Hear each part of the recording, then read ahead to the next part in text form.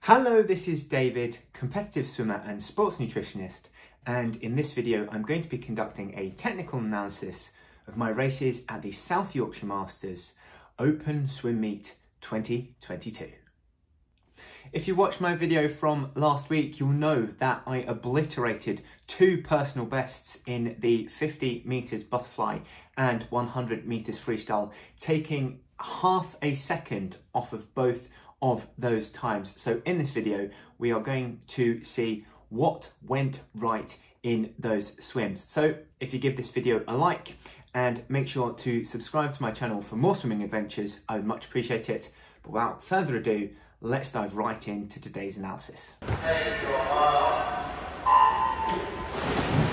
So first up, looking at swimwear, and the keen-eyed amongst you will have noticed that I swapped my traditional purple Enfield Swim Squad hat for a white East Leeds swimming hat, and yes, confirming that I have made the full transition across from Enfield Swim Squad to East Leeds Masters Swimming Club, and in doing so that kind of means that I'm yet to get my hands on my own set of kit and had to borrow a hat for this past swim meet so that I looked the part and actually affiliated with the club that I was swimming for this time around. And so in that I borrowed what was known as a bullet swimming hat. The difference between that and my old Enfield Swim Squad hat is that it seemed to fit my head a lot tighter. It wasn't quite as stretchy going over my head. There didn't seem to be as much material, so it didn't quite go as far down the back of my head as my Enfield hat normally does.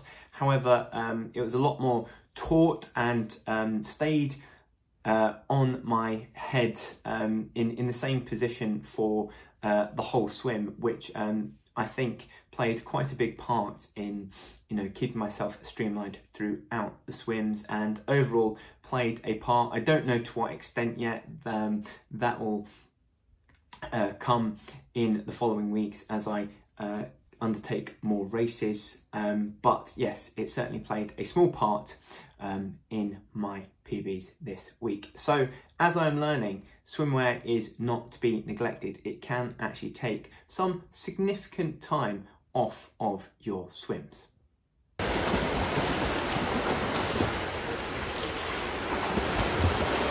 So the next consideration I'm going to take a look at is my weight. So off the back of my disappointing swims at Masters Nationals, I threw myself into training and also took charge of my nutrition and started scrutinising it a lot more than I had in the run-up to Nationals. So that was tracking my calories and making sure that my expenditure was about 300 calories above my intake each and every day. And as a result of that, I've lost a reasonable amount of weight, which yes, has been incredibly helpful in just playing a part in fitness. And it also means that I have less weight that I need to propel up and down the pool during my swims. So that has played a significant impact over the past 2 weeks, as has my training. Again, after the disappointment of Nationals, I nearly doubled the amount of time that I've spent in the pool training each week, which has just helped to keep the feel of the water throughout the week, and also just advancing my swimming ability week on week. Prior to that, I was swimming prior to Nationals rather, I was swimming approximately 3 times a week, which was good enough for maintenance, I believe. However, in order to really push beyond that, I think certainly swimming at least every other day is important. So on a weekly basis, that looks to be at about 4 swims. However, I upped it to 6. And yeah, I feel a whole lot fitter by being sensible with my calorie restriction as well. It hasn't seemed like such a chore.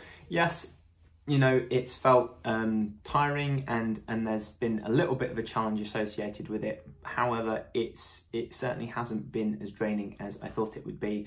And so now I'm in the process of trying to keep up that calorie deficit over a longer period of time and keeping this weight loss going, hopefully improving my power to weight ratio and significantly improving on my swim times. Good start.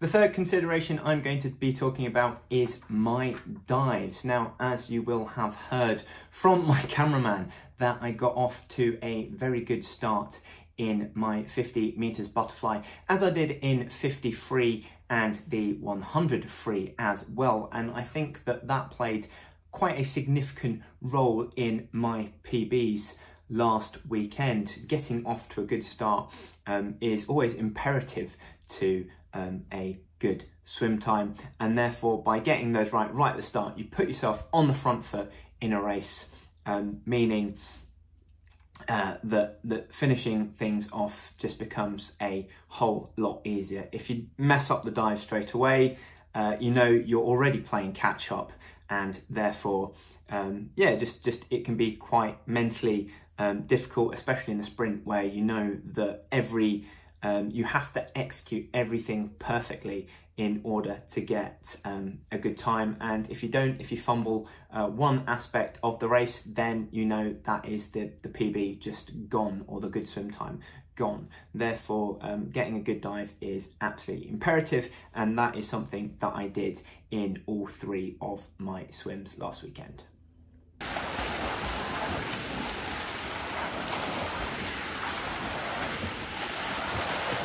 So looking at the more technical aspects of my swims, whilst my starts were really good and I was really happy with them over the course of the weekend, my turns once again left quite a lot to be desired.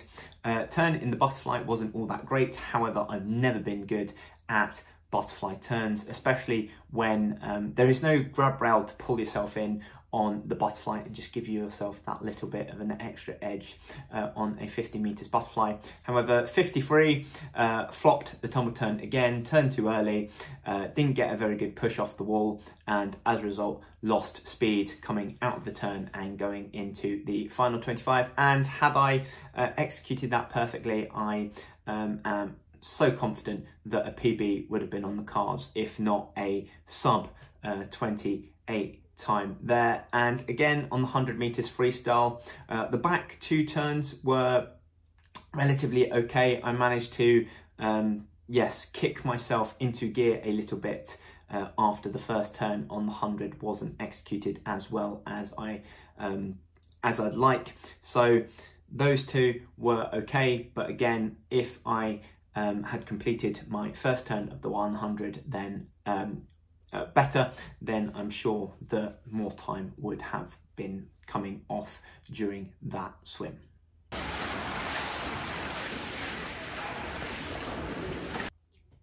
And finally, the last thing that I got right this weekend was my finishes. So typically I don't finish races all that well, having picked up the bad habit in training where I come into the wall and immediately look up towards the clock to get a reference for how well I've done. However, in actual race events, you want to be keeping your head down as you smash through the wall, which I did a lot better this weekend and this time around, which I'm sure have contributed to those much improved swims from the past fortnight. So super chuffed with that.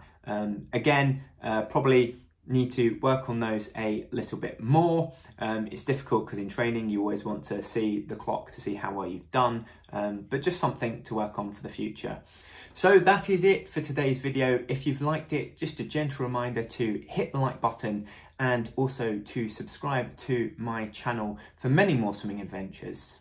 Otherwise, if you are looking for a little bit of extra help when it comes to improving your eating habits, head on over to westcough.com to see the range of ways in which I can support you in your nutrition.